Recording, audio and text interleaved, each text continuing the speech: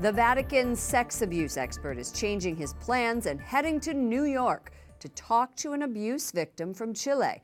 Archbishop Charles Scicluna was originally going to talk to the victim over Skype.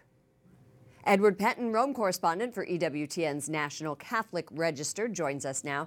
Ed, what's the background to this case? Why has it caused such an outcry?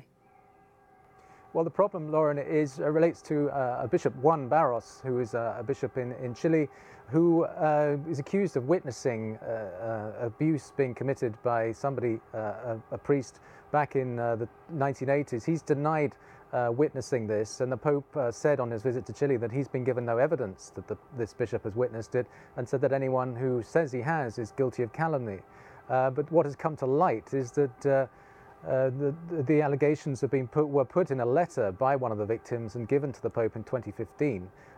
So people are mystified why he said he knew nothing about this when he was actually given all of the details back in 2015. So Ed, why is Archbishop Scicluna going to visit Juan Carlos Cruz instead of this planned Skype call? Well, he's going because is very well reputed to be the top sort of prosecutor before he became Archbishop of Malta a few years ago.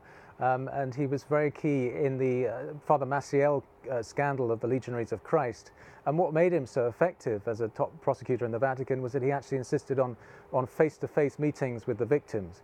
And I think he probably feels that rather than a Skype call, he'd rather go and visit this victim in person in New York.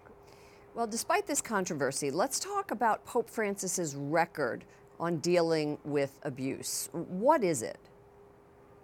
Well, on the one hand, it's been quite good. He's set up this Pontifical Commission for Protection of Minors. He's set up this Center for Child Protection as part of the Gregorian University here in Rome, the Jesuit university. But it's been rather inconsistent because at the same time he's also protected or really not carried up with allegations against certain friends of his or friends of friends. And to give a few examples, Cardinal Daniels, for example, in Belgium, is accused of covering up a case, and he brought him to the two synods as a special synod father to those synods. And then there's Cardinal Maradiaga in Honduras and various other cases where he's really not dealt with these abuse cases perhaps as promptly and as effectively as many people would have wished. Edward Pentin, Rome correspondent for EWTN's National Catholic Register. Thank you, Ed, for joining us. Thanks, Lauren.